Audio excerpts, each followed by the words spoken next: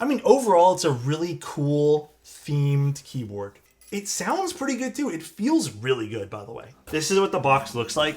It's actually pretty nice. So there's a bunch of accessories that come with this. These are just little things that go all over the keyboard, and these are all made of metal as well. So the one thing I want to say that, again, because I've already sort of looked at this, and this is called the NEO802. They have a version 1 of this that was like a very small run that they did. The version 2 apparently did pretty decent, pretty well. I shouldn't say decent. I mean, it sold 500 plus units, they said, in the China market. And those are being prepped to ship right now. And they have done other projects.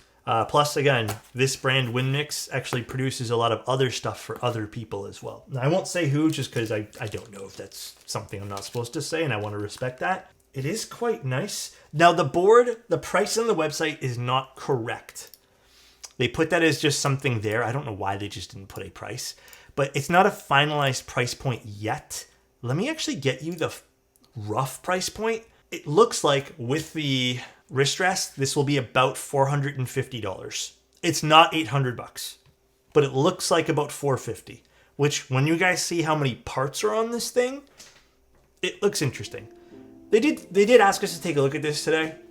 I'm going to be as critical as I can, but I think I want to take this in as a different approach because I feel like this isn't just this is obviously a functional keyboard, but I think this is a very different style, and we have to kind of be aware of this being a totally different style.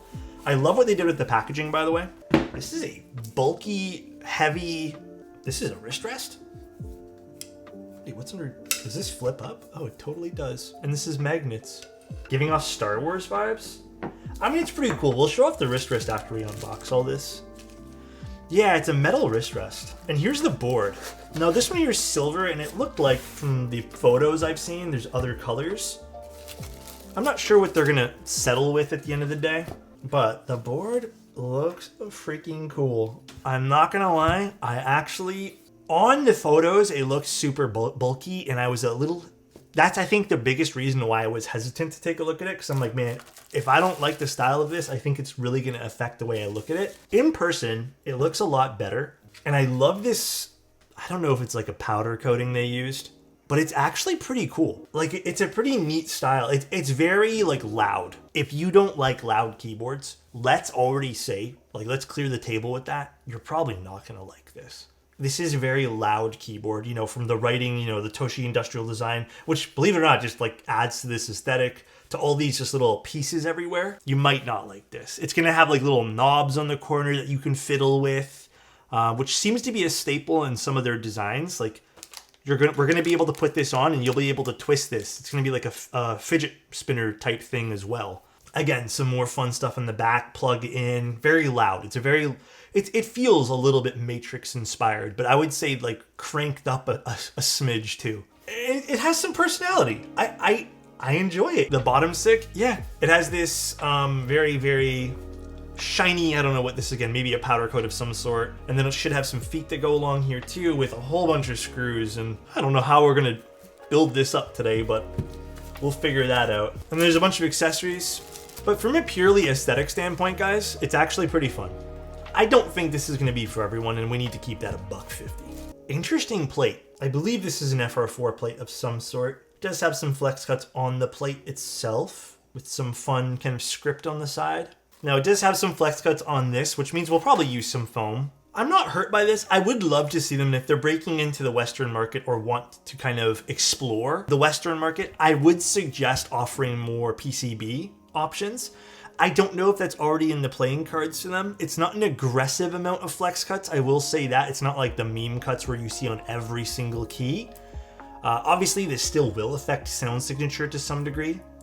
I don't know if this is a 1.2 or 1.6 mil PCB. Again, the info I have is slightly limited, so I'm not 100% positive. Not sure what's supposed to be over here. Another suggestion, and I think this matters a lot for stuff like this, include a build guide in the box. It's okay. We'll just have some fun opening this up. Not gonna lie, I'm kind of excited too.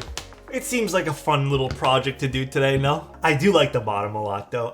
There's a small part of me that's kind of a sucker for like lots of different text and well done, almost typography in a way. I love stuff like this. I have a sore spot. No, not even a sore spot. Sorry, a soft spot for stuff like this. But I do think it is very, very, very divisive. Some people may hate stuff like this. Nice thing is these screws feel really, really, really good. Very enduring for me. The screws feel really good unscrewing them. Sometimes it's a weird thing to kind of portray, but sometimes screws feel pretty shitty when you take them off. So there's just one piece. There's a lot of pieces to this. We'll have to count. So this is a whole other piece as well. I don't even know if we need to take some of these off, but I'm just going to explore what this keyboard is. So maybe it can serve as a good little guide for people in the future. This thing might have more screws than the Jane. I mean, it has like a decent amount of screws so far. Okay, that wasn't so bad, by the way. In fact, I don't think we needed to unscrew some of these. Hey, no flex cut PCV. Let's go. Let me see. I want to see if actually, are we allowed to put some of this stuff back on? Oh, so we didn't need to unscrew this one. It looks like we only had to unscrew this front panel to get access to the 2 screws. Again, build guide, huge important thing that I would add here, or just some sort of reference note to say, hey, only unscrew X, Y, and Z. It does have a proprietary daughter board, so just something to keep in mind here. It's a leaf spring mount, they did say. Also, I did measure the front height before stream, and it comes out to about 22 to 23 mil. It's not a brass weight, it says. It says it's just a aluminum weight, which, I'm gonna be real, this is a really thick piece of aluminum. Feels heavy. It's a glossy powder coating. They did say that this was put on the wrong side. They said they're well aware and they will fix this for future stuff. And for the final versions, they're remaking the daughter boards entirely. Okay, so that's good that they let us know. Now that we've taken this apart and kind of seen the inside, actually let's take a look at what's inside here. Interesting. Coatings look good there. Interesting what they did with this. This kind of is used to kind of align itself as you're putting it down back into place here. Let's also take a look at this PCB. So they sent us one with flex cuts, I believe, and they sent us one without flex cuts.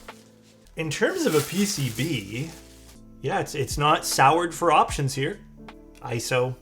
No split, but I mean, like, I don't know who's doing split on a TKL. I don't know if that'd be a super important ad. Left split, they have step caps. No split right, which is a bit interesting. I know some people like split rights on their TKLs. No option for space bars. It looks like you're locked into, is it a 7U? Looks like you're locked into a 7U-ish. I can't tell. Yeah, no split right. That's an interesting choice. That might be my only little gripe with this keyboard, as I would have liked to see a split right. Are they only meant for plate mounted stabs? Yeah, they actually might be. I actually might have a set of plate mounted stabs, but oh no, we might be good here. They're just really tight. Yeah, okay, they're really tight. So plate alignment's not something I'm really loving on this. They fit, but they're not the best of fitment here. If this ends up being in the final product, which I doubt it is, because if they're already working on doing the daughter boards differently, I don't see why they wouldn't also do these a bit differently. They would need to also sit down and revise their plate, because the plate, even with cherry, which is usually pretty easy to fit, doesn't seem to want to fit nicely here. Because these with like TX stabs would be an absolute nightmare. Again, for a lot of designers, I would actually ask it, you don't need to have them. If you do want to obviously use plate mounted, that's fine. But if the intention is to use PCB mounted stabs, you can just open these up a bit more. Also, in case anyone's interested, this is Kale hot swap sockets on this. And apparently this will be VIA compatible as well. Bear with me here as we kind of learn together. But we also have these. Now, this is where I'm not sure how this keyboard works. We're gonna have to do some experimenting because I don't have any instructions. Yeah, I like when people do these type of gaskets, by the way. I think these gaskets make a lot of sense to me, just because I like the fact that you can kind of switch around things as you kind of want. Like, it's just nice. It's handy to have. I'm not too sure exactly how these work. I think we just screw them in. Interesting. So this is a bit of a different mounting style, I suppose. So I guess these are the leaf springs, because these would sit on these and you'd be able to kind of bounce, maybe for a more cushioned mounting style. That makes a lot more sense. Some other notes that I'm noticing too. The ano on this is, or the coating I should say, is really nice. It's their own custom coatings they're doing in-house. Everything else looks pretty solid about the board. Even these pieces, like I thought this would be cheap FR4 or something, but no, these are like metal pieces. Quite nice. And it does look like this goes nipples down while the flat part goes in the top. So these just slot into these little... Okay, so that's pretty effortless. I don't love the fact that there's a mounting point underneath the spacebar, but I think these leaf springs give it enough bounce that it doesn't really matter. So I'm not overly offended by that. We can still end up taking this off. However, I would love to see them just somehow move, use the shorter gasket and maybe do it over here and move this right over here. Maybe that can be an end goal. Same thing with this, just maybe move it a little bit so you wouldn't just have this one just needs to go. Not the end of the world, but I'd be interested to see if this genuinely does affect any sort of sound signature at all. There's no sort of noises that come with this either, which is good. All right, let's start putting this back together now, I guess. I see how they make it sit, but I think it would be smart to have one screw on the top on both sides from like a design standpoint so it doesn't shift around. 1 and 2. I think that would make more sense. I don't know if that's going to affect the overall sound profile going forward, but just from like a standpoint of getting things done 100, I think that would make the most sense. All right, let's put this on here. It's like a little shroud that goes on the top over here. I love all these little doodads. This is cool. It has like a piece of rubber to stop it here, but this is neat. So we would screw this in here, and they come as like little fidget toys, I guess. Like you can technically twist this. Kind of cool. You can kind of play around with it. Oh my God. I didn't even realize that was a thing. I was watching some other content on this. Someone kept playing around with these. Remember I told you guys there should be a screw on the back? It says it makes that, this is the actual lock for it. It locks into place this way. That's kind of cool. Fun. And let's put the feet on the bottom as well. This is so extra, and I can't see why anyone would, maybe in the grand scheme of things, like really care about some of this stuff. But it looks like this sits like this, and then you lock it into place like this so it doesn't go anywhere. I'm pretty positive that's how it works. And then you can kind of just, flip it into place like that. I don't think I'm gonna use the wrist rest, honestly. I'm not really a wrist rest fan myself. At the end of the day too, I think there is valid things to criticize about this, which we did. But I also want to make it very clear that I think it's also great to have some fun parts about keyboards too. Not everything needs to be the most hype serious product in the world. You can still have fun with your keyboards. You're allowed to have fun with keyboards. Dude, it's a really fun looking keyboard. It has a lot of character. Now, moment of truth. Did that really tight plate? No, it seems fine. Fun, very fun. This doesn't sound half bad. So here's the board, how it turned out. We're using HMX switches, the FR4 plate, no foam.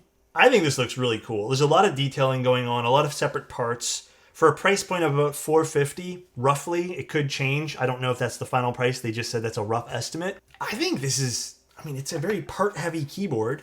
Definitely more of a project you sit down and do. It looks, theme-wise, it is very nice. I think this is very cohesive theme-wise. It's not just for the sake of being extra. They did extra very well. They did a lot of embellishments very well.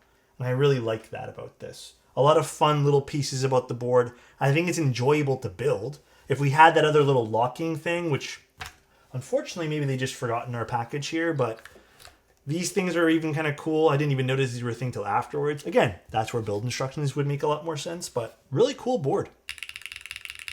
Let's see what it sounds like. We'll fiddle around with some of the switches too. But yes, we're using HMX Hibiscus, FR4 plate, no foam.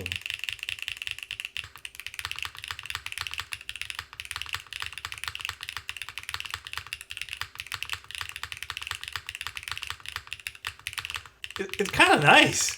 I don't know if I personally would have went FR4 here. Maybe even a polycarbonate might have been a little bit better. I think an aluminum plate would have worked super nice for this, but I don't think the spacebar is low at all. It's higher to type on.